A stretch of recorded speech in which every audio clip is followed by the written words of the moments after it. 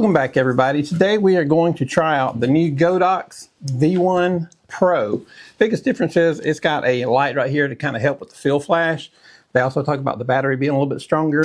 Right now I just want to see if this does help, because if you're pointing up and you're bouncing off the ceiling, you can get light fall off, or you know, top of the head might be a little brighter, bottom might be a little darker. So this should be a little pop of light that keeps that from happening. So we're going to test that.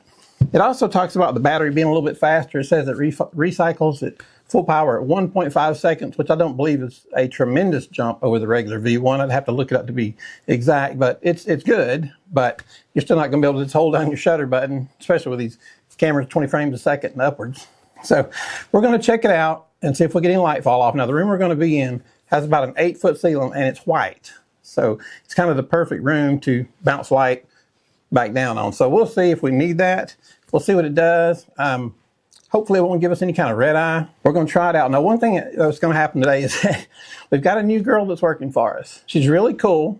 She's a little bit different, a little bit odd. She has, I'm pretty sure, tried to kill me twice in my sleep. So we'll have to keep an eye on that. You know, she's blonde, so they get a little bit crazy. So we'll have to see. I can't be sure it was her, but you'll see her in just a few minutes. So let's go ahead and get started on that and see what happens.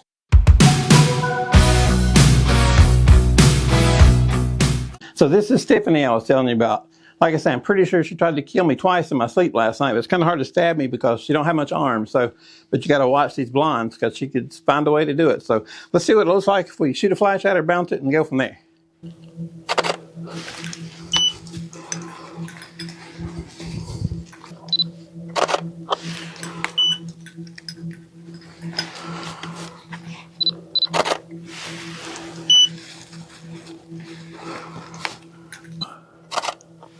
That's a bounce flash. Okay, so now we're outside. We would go out in the yard and shoot, but it's raining. So let's see what look we get outside. I'm at 1/200th of a second, f4 ISO 160. This is flash pointing right at her. And now we'll do a bounce flash.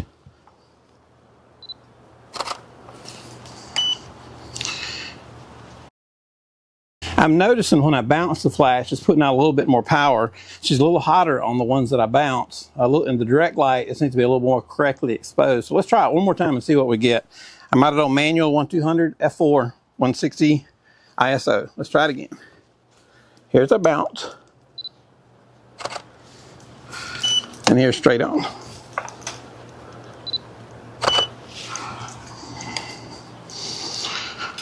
So I'm going to adjust this time for the bounce flash to be not quite as hot. Take it up to 5.6 on the bounce.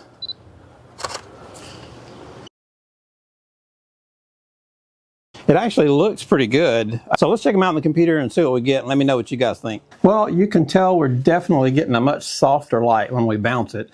When I was shooting straight on, it tended toward, on some of them, going underexposed. And when I was bouncing it, it was tending toward going overexposed. So I need to look into that. I was expecting maybe the bounce have a little fall off.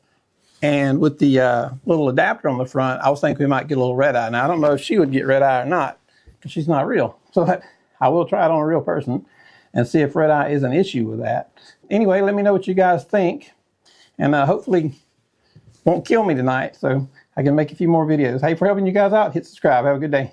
Hey guys, I just want to take this second of your time. If you guys would please hit like and subscribe, it would go a long ways toward helping our channel and help us keep making these videos. Thank you.